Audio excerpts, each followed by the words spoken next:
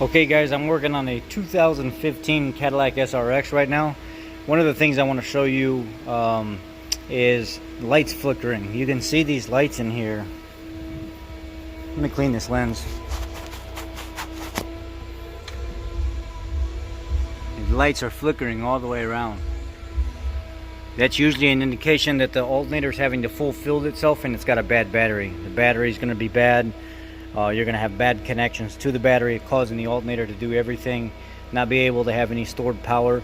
So this will get a new battery, and that will more than likely fix the alternator problem. I've had 3 of these already where that was the fix, was put a new battery in it.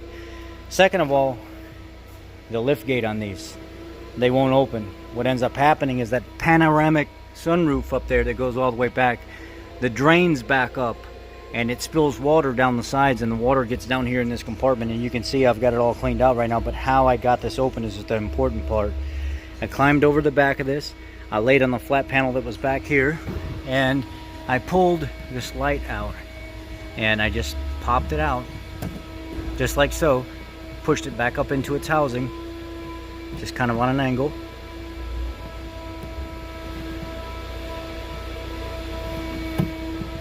I used it for light, and then right back in there, there's a little lever. There's a little silver lever. If I can get this in view, I'm touching it back there.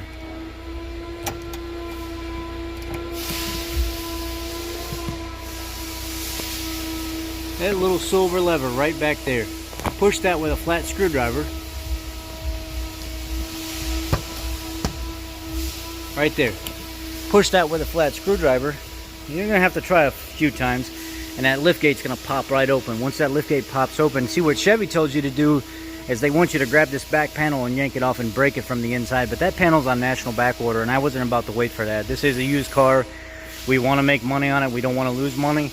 So this is a 2015 with 55,000 miles, and I went ahead and unplugged the hydraulic lines from the top of the pump. I went ahead and removed all the connectors from the assembly, pulled it all out of the way, cleaned the rest of the water. But if you really wanted to, you could get a punch and a screwdriver from underneath, and you could actually knock these plates off from right above the muffler, but you'll have to seal them back in with some kind of glue, and it won't be pleasant. So best thing to do is just go ahead and, you know, do what I've said already to get the door open, get your module and stuff out of the way, unplug everything. There's a couple 10mm nuts all the way around here, here, one over here, and then the whole assembly slides up and it comes out this way. And then what you'll do to get these little hydraulic lines off is you'll use a flat tip screwdriver and unclip it that way, unclip that way, and then you'll pull this off, and the same thing. The clips are on the module. I'll show you what the module looks like. Here's what those little nuts look like. They're 10mm, and you'll have to remove this plastic from inside, or this foam storage area, and the back tray. You'll have to pull the back tray out of it to get it done. And then I'll show you what the pump looks like in the module, so you'll at least have a part number to go off of. Here's the hydraulic pump. It was full of water. It's mounted inside this housing with this foam around it for insulation. So I'm going to replace that pump. I'm going to replace, this probably all comes as one unit anyway. And then here's the module that sits on the side of it and controls everything. The part number, there you go. You can go online and you can check everything out, look it up. And you can see inside these connectors, they're corroded, they're rotten, they're no good. You'll even hear this trying to engage, and it'll try to close or open that lift gate because it's malfunctioning. But that is the gist of it. That is a 2010 to 2016 Cadillac SRX battery charging system issue that's common, and also lift gate won't open. Thanks guys. Real quick, a quick addition to the video I just put out about that. If you take this hydraulic pump out and you back these lines off, there is Schrader valves in the end of these lines, and it stops the pressure inside these lines, and the trunk will not open and close.